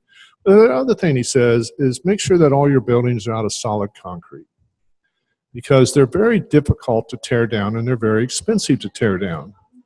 And most people will come in and remodel them before they'll tear down a solid concrete building. And that's always stuck with me. So when I'm looking at the stadium, which is pretty much solid concrete, one of the things that we always try to show, and it's always difficult in the cost if somebody's willing to come up and demolish something like that to get their own project going, it's very hard to convince them. But one of the things that we've learned in the preservation of this building is, besides the architecture and the awards, and most people, unfortunately, David, don't care about the awards. I would suggest, if you want to get this nominated, since it's owned by the city, is go directly to the SHPO's office for an NPS nomination, and you don't have to get the city's permission to put that on the register. It's owned by the public, our monies. I would. But, let me just finish, just for one thought. One thing that we've learned in historic preservation is what we call our embedded energy that we have put in buildings. And it just doesn't deal with the ornamentation, these expensive things that you can't reproduce. We would never be able to reproduce a stadium like that. As you know, David and I, saving the Western Meadow building when Petco Park was done, was really difficult. But look at Petro Park compared to this stadium. There is no comparison. You're going to get into lightweight steel. You're going to get into things that are least expensive. Nobody's going to do a cast-in-place concrete stadium like this. Now, most stadiums, like shopping centers, again, have 40 to 45 years. That's what people expect. And like the Chargers, they weren't happy, so they moved out. And that's understandable. But so the Raiders also moved out of Oakland. They went to Los Angeles, to the Olympic Stadium. They didn't have the following, so they went back to Oakland. So, you know, maybe the Chargers will come back. I don't know. But this would be a shame to lose this. I mean, the Houston Stadium got completely remodeled for living units. They took that stadium, it was vacant, and they turned it into housing. The Astrodome. The Astrodome. And it was a tax credit project. It was a historic tax credit project. So, I mean, there are different ways to look at this, but I would just be dismayed to see this gone. I mean, what the heck? You could even do apartment complexes and shopping centers around it. You know, have it as It's got great bones, yes. Yeah, or whatever. So I would hate to see it gone. I thought it would be interesting to consider one of our other, not necessarily threatened buildings, but I guess it's more or less abandoned building.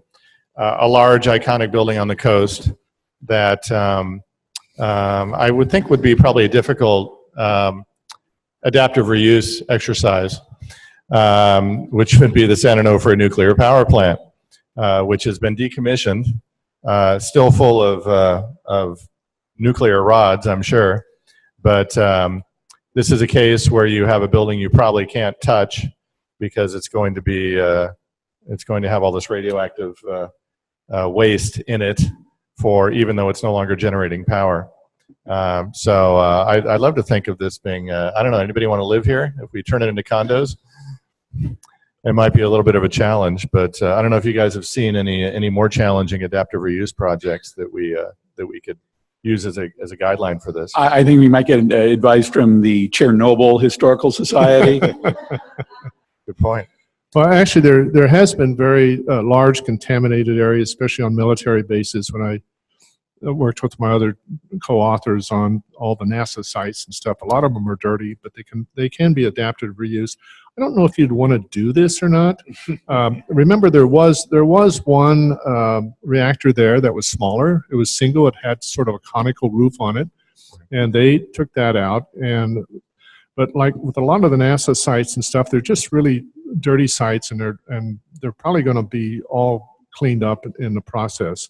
And I don't know if you'd really want to try to do that. You know, you've seen it done with silos, you know, grain silos and stuff like that. There's one in Santa Ana. Even nuclear missile silos. And nuclear missile silos and all that. But I think, like Alan was saying, who are you going to get to live there even when you do it, you know? Well, I'm suggesting a hot tub for maybe, or a jacuzzi.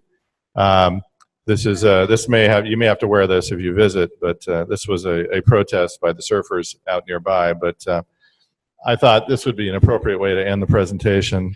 Hopefully, we don't see that in the end. But the last slide here is basically we talked about rethinking the standards 9 and 10, and so this is my take on it. The red text is added, and the blue text is original text. It's just been shifted around a little bit. And I think this addresses a lot of what we talked about and elaborates on the standards to make them a little more clear, a little more understandable. And I would like the city of San Diego to adopt these maybe tomorrow, because I think it would be a lot easier for applicants to follow and for the board to address. But basically, I'm saying that not only don't obscure historic features, but not only don't destroy historic features, but don't obscure them by hiding them. Also, style, I think, is important. When you're dealing with a Spanish Revival building, whereas the real standards refer to, you could use any style you want, I think that the style of the original building should at least be a cue or a clue to what you could be doing. I added materials, style was in there, materials was in there, or I've added, but I moved around massing and size, and then scale seems to be a little bit redundant with massing and size. Those seem to already cover that. And then I'll talk about the differentiation being subtle rather than just differentiated, because that could be, differentiated could be too much. And then the last line I added to standard 9 there is basically what they already say in the in other NPS documents, which is talk about the new edition being subordinate. And I don't know why that was excluded from the description. Maybe they wanted to keep it to 3 sentences or something, but that's an important aspect that people need to be reminded of. And then lastly, standard 10, I added the part about avoiding alteration in the historic fabric. What a lot of people confuse about this whole reversibility standard is that it's less about reversibility and more about just don't alter the underlying building. Because if you take away, if you're adding an addition to an exterior wall, rather than removing the whole wall and all the windows and doors, just cut a hole in it. And even if those windows and doors are no longer there, entomb them in the wall space. Keep them there. So if someone peels that away in the future, you still have that. And the old City Hall building on 5th Avenue is an example of where they did a modernization, but they didn't rip off all the ornamentation. They just went over the top of it with a stucco box that was removed later, and they were able to restore the original building underneath. So that's all about the principle of reversibility, and then again, enable the building to revert back to its original appearance. And then if removed from the future or removed in the future, that's part of the original language. So that was my take on how I think the standards 9 and 10 could be clarified and expanded upon. And any last closing comments? Yeah, just a couple, I think, that I wanted to talk to, but I forgot. The City County Administration Building, which we restored some years ago, when I was talking with Sam Hamill, who was still alive at that time, and he and I and Mary Ward, which was the county's first historian, went up to Office of Historic Preservation for a review from the review board to get it on the National Register, which we did. I asked Sam Hamill who did the additions, the wing additions in the 1950s on the side. I can't remember the exact date. And he said, well, I did. So if you go look at the city-county building and you look at those two additions, he's captured some elements, some design elements that was in the original building that he designed. And he's captured those design elements, and I think it's a nice blend. They're square, they're simple. He's got some fluted columns that he's put on the side. So I do think it's a good example, because as most architects, when they add in later years, they normally don't copy verbatim, but they certainly understand and make sure that the city-county building is still on there. The last thing I want to say is that, and I forgot to mention this, the National Park Service prints these things. I don't agree with them all, but they're really handy. If you go online, they're called ITS. Interpreting the Secretary's Interior Standards. Interpreting Interior Standards, so ITS. So if you go and look at this, you will see what's coming on a lot. I think I found about 12 of these online. And it's called New Additions to Mid-Size Historic Buildings. And it has applicable standards to retention of historic character, 9 and 10, because 9 and 10 is always a challenge. So I think as board members, prior to something coming in, go online to the National Park Service and pull some of these ITs out. Besides Preservation Brief 14, I think it gives you a good feel. It's all about education. I think it would really be good to do that. One is called Incompatible Additions to the Setting and Environment of a Historic Property, Applicable Standards 2, 9, and 10. So, and I just pulled the ones that are 2, 9, and 10. So I think, because we don't normally think of 2 very much, well, we sure think a lot about 9 and 10. So yeah, so if you want to see these examples, you're free to take a couple. Don't take them all, share. But I think it's a good resource, and it's something that the national parks started under Stephanie Toothman when she came from Seattle to be the cultural person there, and also the keeper. She's also was keeper. I just want to reemphasize the idea that the purpose of all this is to create good cities, and historic buildings contribute to the character of cities, the livability, the economic vitality of cities, and new buildings should and can respond to those, complement those, and make a stronger city also. So it goes together, and that's, I think, the ultimate purpose of what we're all doing. Okay, I'd like to thank Wayne Donaldson and Alan Hess for this presentation, and thank you very much.